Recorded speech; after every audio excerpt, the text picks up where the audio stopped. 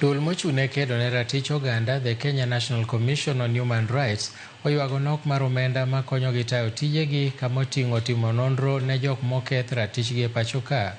Ka giloso e kinde kawo pach oganda e weche mag kedo ne ratich oganda, gikwayo bende sirikal mondo oluong twak kod jopiny tahinya e kinde ni mathoth oganda osewito ngimagi kotenore kod weche mag ng'anyo.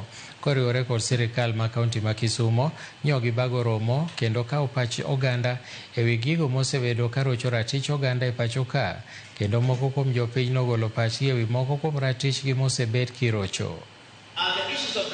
Our call as a commission is for us and for our government to ensure that they respect human rights. We are also calling upon the national government to convene a national dialogue. Where we are at the moment, we require a national dialogue so that we can be able to sort out, to discuss the issues bedeviling our country at the moment. Koro gimo biro timo kawuono wasetimo public participation wan kaka oganda kaka jopiny kendo kaka joma kedone ratich dhano.